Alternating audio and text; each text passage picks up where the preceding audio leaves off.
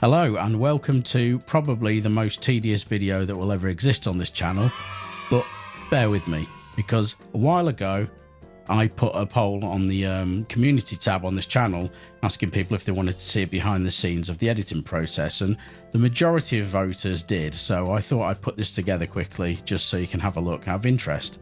The way that I edit these is probably quite different than some people would assume or think that this kind of editing is done. I mean, this is the way I do it. It's probably not the way that anyone else does it, but there we go.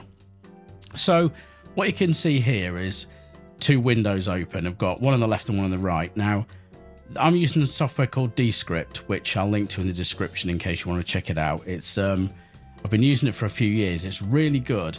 It does lots of things, but the main concept is centered around editing video with text rather than visually on a timeline. Which is really handy for edits like this. It does have its drawbacks, but on the whole, I think it's a really good way to work. So I'll go through this in a minute. I know this is just boring, randomly scrolling text while I talk, so bear with me because I will get into the nitty gritty a bit in a minute. So I kind of abuse the software a bit in terms of it's not really how it's supposed to be used, but I just find that this is a good workflow for me. How it broadly works is on the left here, I've got James's original video for the King Grinder P1. So this is the script. Excuse me, this is the script for the original video. And on the right hand side, you can see this is my edit. And every time there's a small little double dashed vertical line between a lot of the words, and that's where there's been a cut. So every time you see one of those, it's where I've cut either words or a string of words or a sentence together. So that's just visually signifies a cut. So originally this would have been blank. You open up a new project and this screen's blank, and you can drag a video in and it will take a few minutes to process, and it will transcribe the audio in the video into this text script as you see here. Now, it doesn't get all the words right. It's pretty good quality translation or transcription, should I say. But if it does get some words wrong, it doesn't affect the audio. You can't just change the audio by typing in a different word. It doesn't work like that. That would only affect subtitles, which I don't currently use custom subtitles, so it doesn't matter. So, and then on the right-hand side, I'd start, this would be a blank page. This would be my blank canvas. And then, broadly speaking, I'd just start at the start of James's video, like take a portion of the intro. So today we're going to talk about... And so I paste that in. You can literally copy. I'll show you this now, even though I've already done it. So we'll go over to the original script. You can highlight a section of the text, which also incorporates the video and audio. Copy, and you can just go to another document or within the same document and paste. And now I've got that twice, but you can see it's pasted it in. If I play that now. Today we're going to talk about this. Today we're going to talk about... So it's pasted that in again. Obviously I already had it in my script, and you can see you do have a video timeline similar to other video editing softwares, which you can do additional editing on and other things, which I also use. And you can see it's sort of pasted that chunk of text in, and it's obviously brought it into the timeline at the bottom as the video and audio file, which you can then affect with different visual and audio effects and things like that. But that's more advanced stuff another time.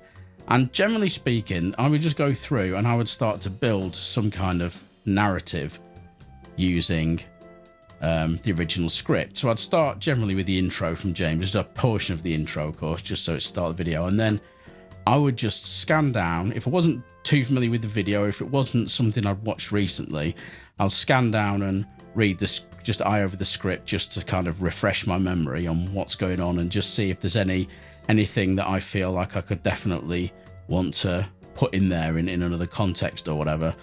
Or I'll just go down following the rough flow of the original and just kind of see what direction it takes. So I've got here, we're going to talk about Grinder. Grinder? So, yeah, it's just that, just a generic, silly Grinder pun. I don't know. And it has me feeling a little bit excited down below. So, once I've gone through, and this takes quite a bit of time, because even though you can save a lot of time in the style of editing by being able to just copy and paste the text from one to the other instead of cutting everything manually out on the timeline,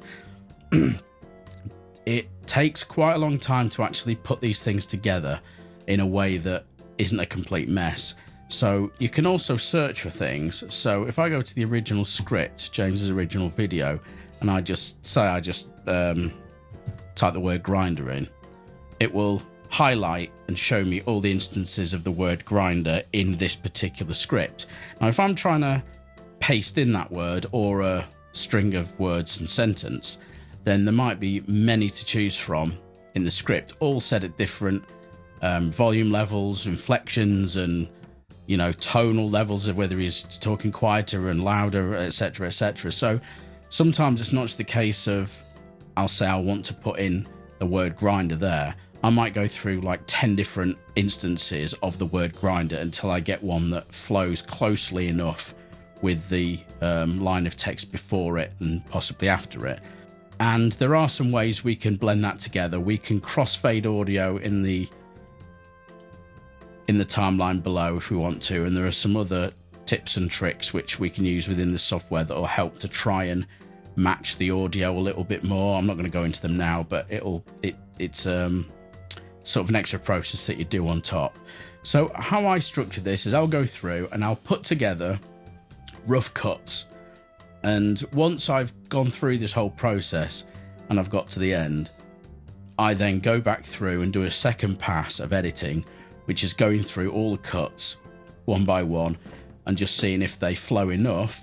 If not, I'll go back and do all this individual treatment, which can also include adjusting volume levels individually of each section of the cuts that I make, just to kind of balance things together a little bit more. It's never going to be completely seamless, and it's not supposed to be, because at the end of the day, you want whoever's watching it to know that it's been cut together. It's not intended to be passed off as something that people could mistake for a real video, because then you're into a bit of dodgy territory. This is a benchmark So as long as the visual cuts don't get too rapid fire and repetitive, then I'm completely happy with the hard jump cuts. And if they do get too much, I'll put a bit of B-roll over it in another process at the end to just cover up anything that might be seen as like very aggressive and messy visual cuts.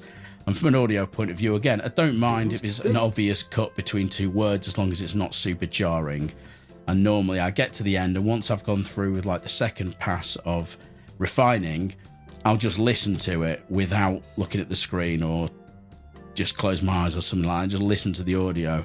And if there are any bits, and that really helps you to pinpoint if there's any bits of audio that are really jarring, or like with the volume levels shifts quite a lot, and rather than looking at it and listening at the same time. So then I'll go back and tweak individual things. And for areas like this here about the theory on the George Clooney droplet technique, Clooney droplet technique, I've taken these, I've pasted this in from another document complete, like another video. And in this instance, for some reason, it's not brought the visuals over with. It's not brought the actual video. It's just brought the audio, which I'm not bothered about when I was doing this, because it would have been visually a bit weird in this anyway, to have whatever was accompanying that pop up in this video. So I then just put some other spare footage from this over the top of it. Or actually, I think what I did on this one is I just made a stupid picture with George Clooney and a spray bottle, and just kind of placed it over the top of this section afterwards, which I'd do in a DaVinci Resolve. So I'll finish all this. Once I finish this, it will get exported and then put into DaVinci Resolve, that I use for any additional editing, like putting fake B-roll over the top, or any kind of extra little effects that would be a bit clunky to do in this. Although you can do those kind of things in this software, but that's just my workflow.